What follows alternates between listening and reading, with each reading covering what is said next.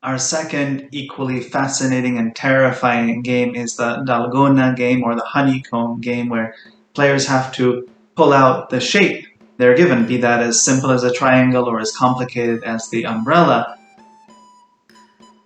This game is played in a way which is out of proportion.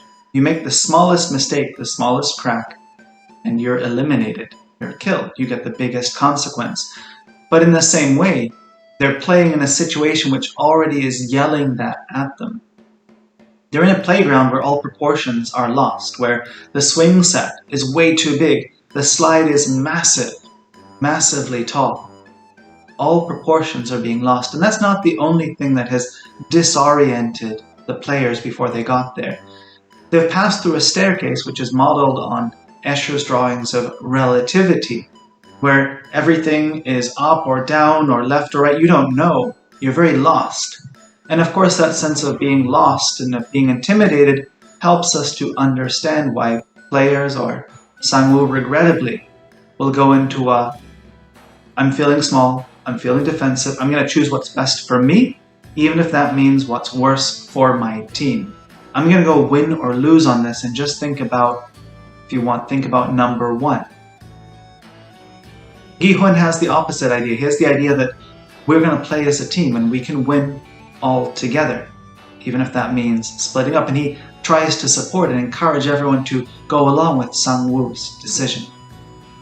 What I love about Squid Game is not just the beauty of the set or the designs behind it and the details, but it's always clear as to what is right and what is wrong. At no point watching the series did I ever feel, oh, they're trying to present something good as bad or something bad as good. There were moments where I was like, you know what? Under those circumstances, I might make that wrong decision too, under these pressures. But I never felt like they were encouraging or justifying a bad deed. And so that challenge comes back. When I'm asked as a priest, Father, how do I know what's right? I think first of all, sometimes we can admit that sometimes doing the right thing is as simple as a triangle, but a lot of times it's as complicated as getting that umbrella shape to emerge.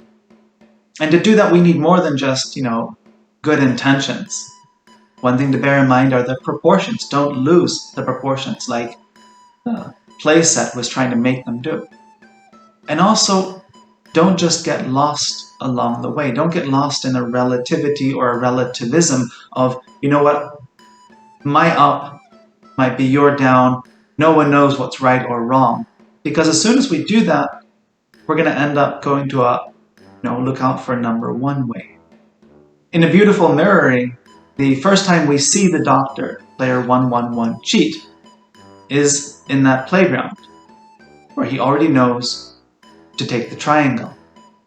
And that's also where we see him die.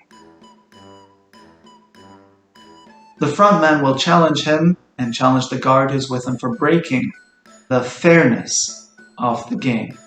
For the front man, fairness at least is the guiding principle. Everyone, in his mind, has it fair, has equal chances, even if the penalty is so high. And that's where he sets up a mobile afterwards, where the bodies are hung and they're all balanced. Balance has been restored is the message. And that's also the only time we kind of see the staircase, not in a disorienting kind of a ant-style crawling way, but in almost an open way. A sense of proportion is restored just with that image of the people hanging there brutally killed. A guiding principle has been restored. So in our decisions, we want to see, what is my guiding principle? Can I share it with others? And for me, again, how do I make these decisions? And what did this game bring up in me? The first was, some decisions are complicated, like the umbrella. So, who am I to judge those who are maybe struggling? And I'm definitely not going to be out there saying doing the right thing is always easy. However, when I'm trying to make decisions for myself and not looking at other people's choices, I'm trying to bear in mind that God is there. He gives proportion, and trying to seek Him gives a proportion to the decisions I should make. He puts things back into the right size.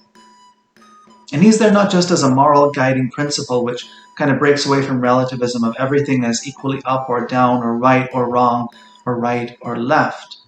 He's not just a moral guiding principle, but He is also with me. That third area that I don't play my win equals others' loss. That's not how the game is played. The Lord is alongside me, but He's also within the person next to me. Whatever you did to the least of these, you did to me. So the people next to me and their choices and their life are also infinitely valuable. These were the challenges and the mirrorings that I found coming up in our second deadly but yet still fascinating game of Squid Game. God bless.